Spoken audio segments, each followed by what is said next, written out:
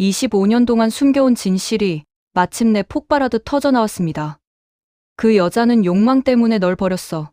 재벌 남자의 옆자리를 차지하기 위해, 새 인생을 시작하기 위해, 그리고 자신의 아들을 위해 널 짐짝처럼 내던졌다고.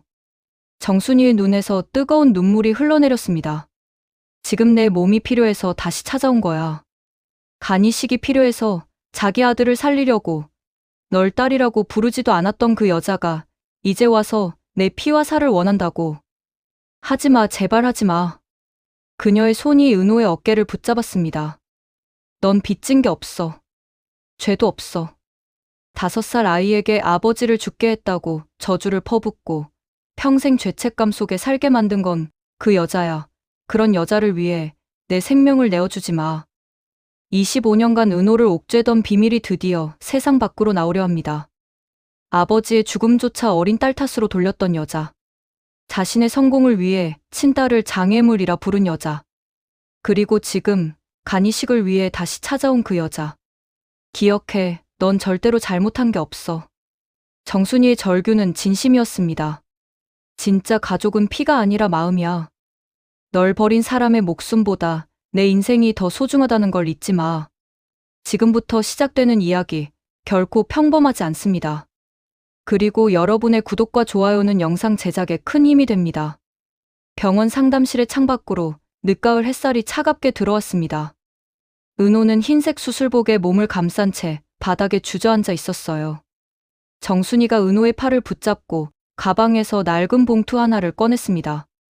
봉투는 누렇게 변색되어 있었고 가장자리는 몇십 번이나 접혔다 펴진 흔적으로 해져 있었죠. 정순이의 손은 봉투를 꺼내는 내내 떨렸습니다. 마치 폭탄을 다루듯 조심스러웠어요. 그녀는 깊게 숨을 쉬고 입양 동의서를 펼쳤습니다. 종이는 세월의 흔적으로 구겨져 있었지만 그 위에 적힌 글씨는 또렷했습니다. 은호의 시선이 서류로 향했어요. 상단 친권 포기 동의서라는 제목 아래 또박또박 적힌 이름이 보였습니다. 고성희. 그 세 글자가 은호의 뇌에 각인되는 순간 세상이 정지한 듯 멈췄어요. 심장 박동 소리가 귀가에서 둔탁하게 울렸습니다. 쿵, 쿵, 쿵. 정순이는 은호의 눈을 똑바로 바라봤어요. 25년간 숨겨온 진실의 무게가 그녀의 어깨를 짓눌렀습니다. 딸에게 상처를 주지 않기 위해 친모의 존재를 철저히 지워버리며 살아온 모든 세월이 이 순간을 위한 것이었단 말인가. 하지만 이제는 말해야 했어요. 딸을 지키기 위해서라면요. 내가 왜 거짓말을 하겠니? 정순이의 목소리는 떨렸습니다. 25년 전 그 여자는 너를 버렸어. 이유도 없이, 한마디 말도 없이 말이야. 그녀는 입술을 깨물며 눈물을 참으려 했지만 이미 눈가에 맺힌 눈물이 뺨으로 흘러내렸어요. 정순이는 가방에서 낡은 신문 스크랩을 꺼냈습니다. 기사 제목은 뺑소니 사건으로 남편 사망, 아내 고성희 씨 정신적 충격이었어요. 은호는 방금 이 기사를 처음 보았습니다. 당신이 정말로 기억하지 못하는 사건이었거든요. 25년 전 은호의 아버지 한준호는 밤중에 딸 은호가 바나나를 사달라고 조르자 한밤중에 바나나를 사러 나갔었습니다. 유리야, 아빠가 얼른 바나나 사서 올게. 잠들면 안 돼. 은호의 입양 전 이름은 유리입니다. 5살 딸이 떼쓰는 것을 달래려고요. 그런데 그 길에서 교통사고가 났어요. 뺑소니 사건이었죠. 당시 경찰은 범인을 잡지 못했습니다. 딸 때문에 나간 밤길이 남편의 죽음이 되어버렸습니다. 고성희는 이 사건 이후로 딸 은호를 바라볼 때마다 그날 밤 남편의 죽음이 떠올랐어요. 바나나를 졸라서 남편을 내보낸 그 딸 때문에 남편이 죽었다는 죄책감과 미움이 한 몸에 섞여 있었던 겁니다. 특히 은호는 그 사건 이후로 바나나를 먹지 못하게 되었어요. 너무 큰 충격으로 기억하지 못하는 트라우마였죠. 그것이 더욱 고성희를 자극했습니다. 딸은 무의식적으로 아버지를 죽게 한 죄책감을 짊어지고 있었던 겁니다. 그런데 바로 그 무렵 박진석이라는 남자가 고성희 앞에 나타났습니다. 박진석은 구두 회사의 사장이었죠. 고성희는 그 회사의 한 매장에서 일하고 있었어요.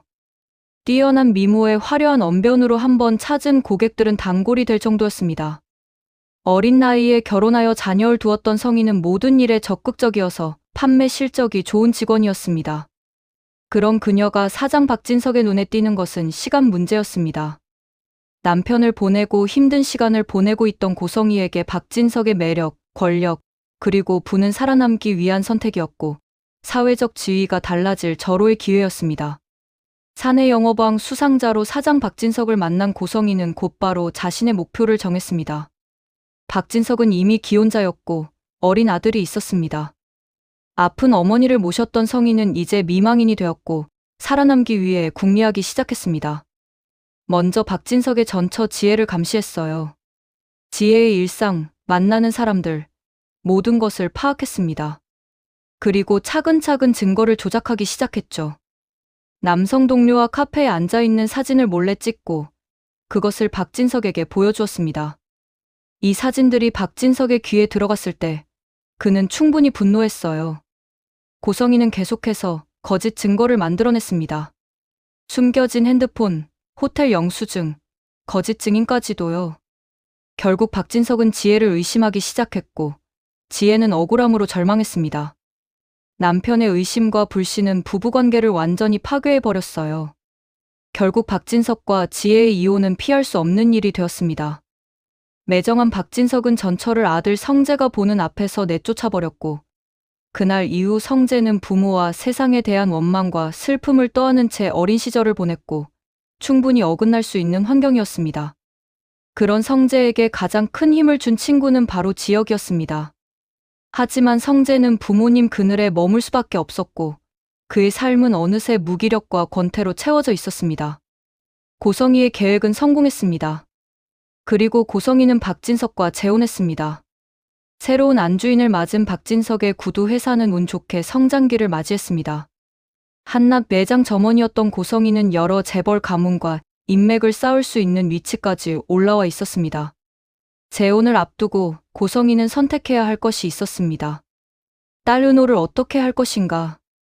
박진석을 잘 파악하고 있던 고성희에게 답은 하나였습니다. 요구하는 것이 많고 고집스러운 딸아이 은호에 비해 아들 우진이는 몸이 약하고 말을 잘 듣는 착한 아이였습니다.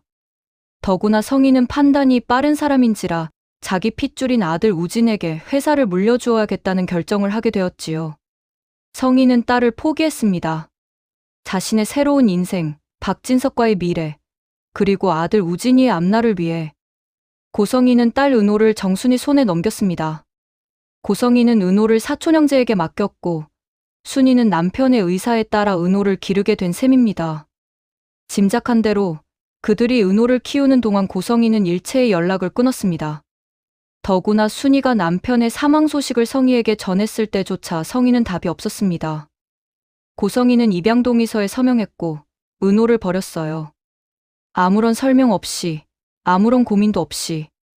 딸에 대한 죄책감보다 박진석에 대한 욕심과 성공에 대한 욕심으로 가득했던 겁니다. 그리고 고성희는 성재와 우진을 함께 미국에서 유학시키며 흑의 경쟁에 박차를 가했습니다.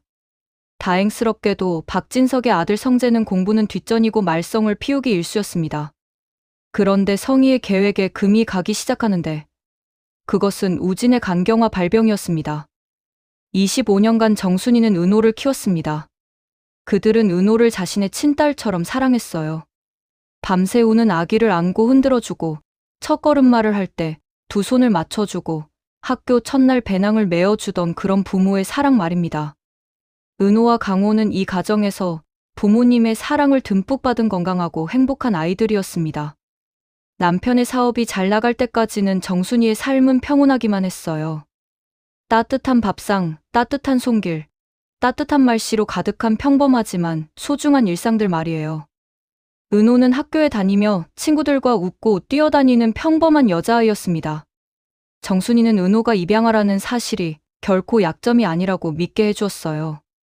대신 선택받은 아이, 사랑받기 위해 태어난 아이라고 말해주었습니다. 은호의 얼굴에 뜨던 그 밝은 미소가 정순이에게는 인생 최고의 선물이었습니다. 하지만 은호가 중학생이 되던 해 모든 것이 바뀌었습니다. 남편의 사업이 부도가 났어요. 한순간에 모든 것을 잃은 남편은 재기하지 못하고 과로로 이듬해 세상을 떠나게 되었습니다. 남편의 장례가 끝난 후 정순이는 은호에게 입양 사실을 알릴 수밖에 없었지만 정순이는 모든 과거사를 터놓지는 않았습니다. 오직 입양 사실만 말했을 뿐이었죠. 고성이의 정체, 그 여자가 누구인지, 왜 자신을 버렸는지에 대해서는 아무 말도 하지 않았어요. 다만 정순이는 은호의 손을 잡으며 말했습니다. 하지만 이것만은 잊지 마. 너는 우리 딸이야. 아빠가 살아있었다면 너를 얼마나 사랑했을지 알 거야. 그리고 엄마도 지금도 너를 그렇게 사랑하고 있어. 입양이 뭐가 중요해? 마음이 진짜 가족이지 않니? 남편의 죽음 이후 정순이의 삶은 더욱 힘들어졌습니다. 아이 둘을 혼자 키워야 했거든요. 어려운 살림을 꾸려가면서도 정순이는 은호에게 모든 과거를 말하지 않았습니다. 고성이의 냉혹함, 박진석의 욕심, 지혜가 입은 부당함, 그 모든 것들을 말하지 않았어요. 왜냐하면 은호가 너무나도 상처받을 것 같았으니까요. 대신 정순이는 밤새 식당에서 일했습니다. 아침에는 아이들 도시락을 싸주고, 낮에는 카페에서 아르바이트를 하고, 저녁에는 식당에서 일했어요. 손가락이 터질 정도로 설거지를 했고, 허리가 굽을 정도로 구부정하게 일했습니다. 하지만 정순이는 한 번도 아이들 앞에서 힘들다고 말하지 않았어요. 은호와 강호는 어려운 살림 속에서도 엄마의 사랑을 느꼈습니다. 그들은 입양 사실을 알게 되었지만 그것이 가족 관계를 흔들지는 못했어요. 오히려 더욱 친자식, 친부모와 같은 관계를 돈독히 했습니다. 어려움을 함께 겪으면서 그들은 진정한 가족이 무엇인지 깨달았거든요. 은호는 엄마를 도우려고 했습니다. 아르바이트를 시작했고 열심히 공부하기로 결심했어요. 대학 진학을 포기하고 바로 일을 시작할 수도 있었지만 엄마 정순이는 그렇게 하라고 하지 않았습니다. 너는 반드시 공부해. 너는 다른 길이 있어. 정순이의 이 한마디가 은호를 지탱해 주었어요. 은호는 대학에 진학했고 그 후 카페 매니저로 일하기 시작했습니다. 어려운 환경 속에서도 당당하게 살아가는 젊은 여성으로 성장했어요. 사람들은 은호의 밝은 미소와 따뜻한 성품을 보며 누구나 그녀를 좋아했습니다. 하지만 25년의 침묵은 정순이의 가슴 한구석에 무거운 짐으로 남았습니다. 딸이 모르는 진실, 숨겨야 하는 비밀들 말이에요. 그렇게 25년이 흘렀습니다. 정순이는 은호를 키웠고 은호는 자신을 선택해준 엄마에게 감사하며 살았어요. 하지만 그 둘 사이에는 항상 말하지 않은 것이 떠 있었습니다. 가족의 사랑만큼 무거운 비밀의 무게 말이에요. 그동안 미국에서는 무슨 일이 일어나고 있었을까요? 우진이는 박진석과 고성이의 소나귀에서 회사의 완벽한 후계자로 자라나고 있었습니다. 최고의 교육을 받았고 국제 감각을 갖춘 엘리트로 성장했죠. 하지만 우진이는 간경화 초기 증상을 보이기 시작했어요. 처음엔 단순한 피로라고 생각했습니다. 하지만 검사 결과는 충격적이었습니다. 간경화 말기.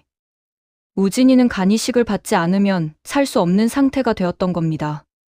미국 최고의 의료진을 동원했지만 적합한 기증자를 찾기가 어려웠습니다. 고성이는 그때 깨달았어요. 쌍둥이인 우진이의 여동생 은호. 25년 전에 버린 그 딸이 완벽한 기증자가 될 수 있다는 것을요. 고성이는 의료 기록을 뒤져서 25년 전 버린 딸 은호를 찾아냈습니다. 은호는 인테리어 디자이너이자 한 카페의 매니저로 일하고 있었어요. 고성이는 처음에는 우연처럼 만났고 그 다음엔 인테리어 프로젝트를 맡기며 은호에게 접근을 이어왔습니다. 업무 관계를 친분 관계를 발전시켰고 이제 자신의 슬픈 과거를 나누고 눈물로 호소하며 은호의 여린 마음을 흔들어 대기 시작했습니다. 그러던 어느 날 성희는 건강검진을 제안했습니다. 우리 부부가 같이 검진을 받기로 했는데 갑자기 남편이 일이 생겼네요. 그래서 말인데 나 은호 씨와 함께 검진 받았으면 해. 어때요? 젊은 사람도 정기검진이 중요하잖아요. 고성이는 그렇게 말했었어요. 그때는 그저 친절한 조언으로만 들렸습니다. 하지만 사실은 다른 목적이 있었어요. 혹시 모를 유전병을 체크하고 은호의 건강 상태를 파악하기 위한 것이었거든요. 병원에서 조직 검사를 하자고 했을 때 고성이는 안심시키며 말했었습니다. 혹시 모를 유전병을 체크하는 거니까 걱정 마. 그녀는 적합성 검사 결과가 나올 때까지 기다렸어요. 결과는 기대 이상이었습니다. 일치율 98.7%. 완벽한 기증자. 은호는 우진이의 쌍둥이 형제로 완벽한 기증자였던 것입니다. 정순이는 은호에게 모든 것을 말했습니다. 25년간 짊어진 비밀을 내려놓으려는 듯이요. 그 여자는 재혼하려고 했어. 박진석이란 재벌 남자한테 말이야. 정순이의 목소리는 떨렸어요. 그런데 자식이 여럿 있으면 결혼이 깨질까 걱정이 됐나 봐. 그래서 너를 입양기관에 넘긴 거야. 단어들이 은호의 머릿속에서 메아리 쳤어요. 재혼, 재벌, 자식. 은호는 자신이 방해물이었다는 사실을 깨달았습니다. 사랑의 결실이 아니라 제거해야 할 장애물이었던 거예요. 새로운 삶을 시작하기 위해 지워야 할 과거였던 겁니다. 정순이는 가방에서 또 다른 서류를 꺼냈습니다. 그것은 미국 의료 기록이었어요. 고성이의 아들 우진이의 진단서였죠. 간경화 말기. 그리고 그 옆에는 쌍둥이 관계를 증명하는 출생 증명서가 있었습니다. 은호와 우진이는 쌍둥이였던 겁니다. 고성이가 버린 딸과 고성이가 데려간 아들이 형제자매였던 거예요. 문을 노크하는 소리가 들렸습니다. 주치의였어요. 지은호 씨, 환자분 상태가 악화되고 있습니다. 빨리 결정을 내려주셔야 합니다. 그 목소리는 의료진의 절박함과 생명의 무게를 담고 있었습니다. 정순이는 고개를 저었습니다. 안 돼. 넌 그 사람을 살릴 의무가 없어. 그녀의 목소리엔 단호함이 가득했어요. 하지만 동시에 딸을 지켜내지 못했던 죄책감도, 그리고 이제라도 딸의 삶을 지켜내겠다는 모성이 섞여 있었습니다. 은호는 바닥에 떨어진 입양 동의서를 다시 집어들었어요. 고성이라는 이름을 오래도록 바라봤죠. 자신을 버린 그 이름을요. 그리고 천천히, 아주 천천히 그 서류를 찢기 시작했습니다. 찢어지는 종이 소리가 들렸습니다. 딱, 딱, 딱. 매번 찢어질 때마다 25년간 쌓아올린 자존감이, 자기 정체성이, 삶의 의미가 함께 흩어져 나갔어요. 하지만 동시에 다른 무언가도 느껴졌습니다. 정순이의 손 위에서 흐르는 따뜻함. 밤새 열이 날 때마다 이마를 짚어주던 그 온기가요. 은호는 문득 얼마 전 갤러리 인테리어 작업 현장에서 비가 새어 천장에 그려진 얼룩을 바라보며 고성이가 흐느끼던 밤이 생각났습니다. 은호는 어느새 어린 시절 한유리로 돌아가 선명한 기억이 떠올랐습니다. 밤 11시 30분.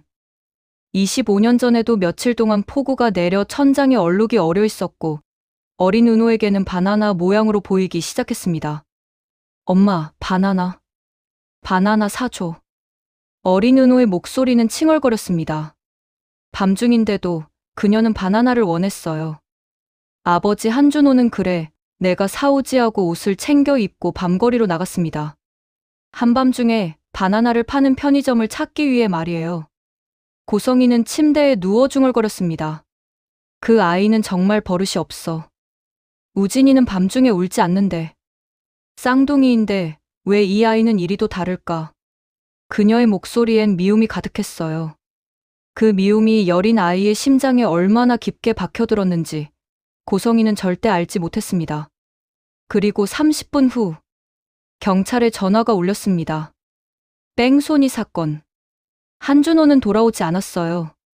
그날 밤 그 길에서 누군가의 차에 치였고 그 누군가는 달아났습니다. 장례식장. 고성이는 관 앞에 서 있었어요. 하지만 그녀의 눈엔 슬픔이 없었습니다. 대신 분노가 있었어요. 그리고 그 분노는 모두 어린 은호에게로 향했습니다. 은호는 아버지를 보기 위해 관에 다가가려 했어요. 하지만 고성이가 은호의 팔을 잡았습니다. 그리고 귓가에 속삭였습니다. 너 때문이야. 아버지가 죽은 건 다 너 때문이야. 바나나를 사달라고 졸라서. 넌 걸어 다니는 불행이야.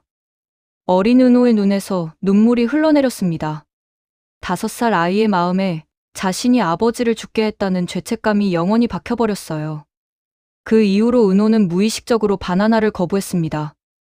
아버지를 죽게 한 그 과일. 그것을 입에 댈 수 없게 되었던 겁니다. 은호는 갑자기 소스라치며 눈을 떴습니다. 그 기억들이 악몽처럼 밀려왔어요. 25년이 지났지만 그 감정들은 여전히 너무나도 생생했습니다. 바나나를 사달라고. 어린 은호의 울음소리가 귓가에 맴돌았어요. 그리고 고성이의 목소리. 너 때문이야. 아버지가 죽은 건 다 너 때문이야. 은호의 가슴이 철렁했어요. 자신은 아버지의 죽음의 상징이었던 겁니다. 그 여자의 눈에 비친 은호는 그저 저주였던 거죠. 그리고 어머니의 야욕 때문에 버려졌던 거였어요. 사랑의 부족함이 아니라 순수하고 냉혹한 욕심 때문에 말이에요. 정순이는 은호의 얼굴 변화를 보고 있었습니다. 딸이 무언가를 기억해냈다는 것을 알 수 있었어요. 정순이는 은호의 손을 꽉 잡았습니다. 미안해.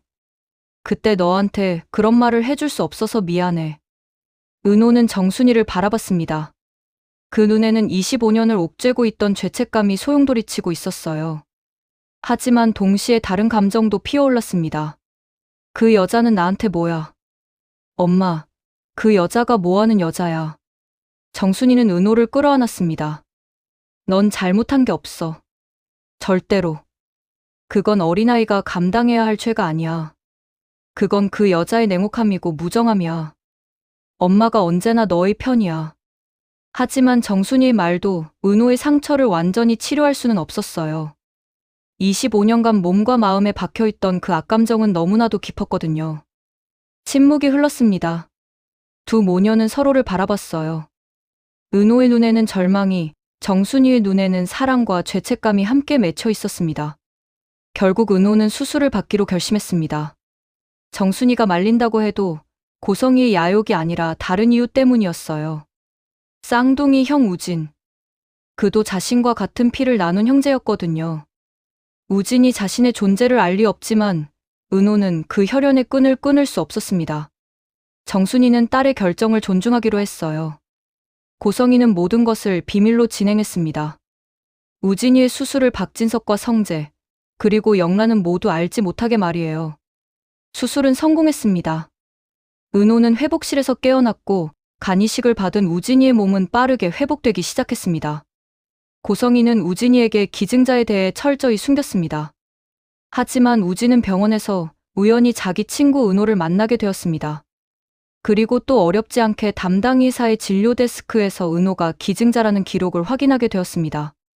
조직 적합성 검사 결과 검사 대상 지은호 25세, 여성 혈액형 AB형 조직 일치율 98.7% 기증자 적격 판정 5.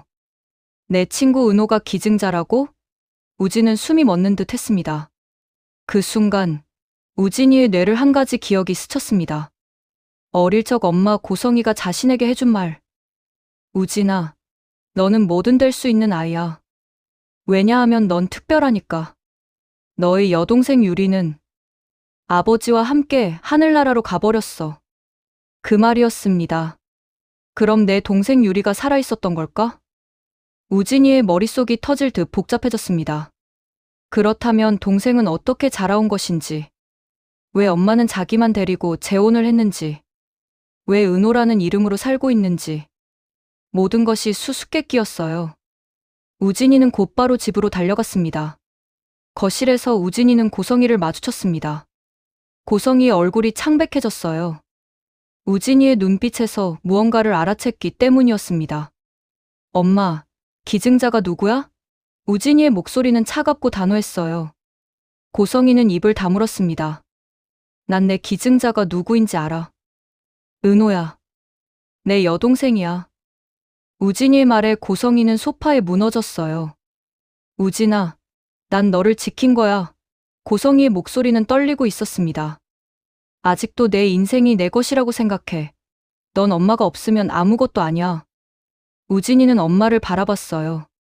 그 눈빛엔 모성애를 향한 절망이 담겨 있었습니다. 침묵만이 모든 것을 말해주었습니다. 한편 한국에서 박진석의 사무실. 박진석의 장남인 박성재는 우진이의 갑작스러운 귀국에 신경을 쓰이고 있었습니다. 그리고 고성이의 긴장된 모습. 무심한 척하지만 유난히 예민한 성재는 무슨 일이 벌어지고 있다는 것을 느낄 수 있었어요. 때마침 수비는 성재에게 어릴 적 기억이 나는 게 있는지 질문했습니다. 순간 성재의 뇌리에서는 오랫동안 묻어두었던 어릴 적 기억이 떠올랐습니다. 엄마 지혜가 자신을 데려가던 날. 아버지 박진석이 자신을 부르는 목소리. 하지만 엄마가 자신의 손을 잡고 가던 모습. 성재는 그날을 또렷이 기억하고 있었어요. 아버지가 자신을 두고 간 날. 그리고 아버지가 고성이라는 여자를 택한 날. 성재는 아버지의 사무실로 향했습니다. 과연 성재는 친모가 떠난 날의 비밀을 밝혀낼 수 있을까요? 앞으로의 행보가 궁금하시다면 구독과 좋아요 살짝 눌러주세요. 감사합니다.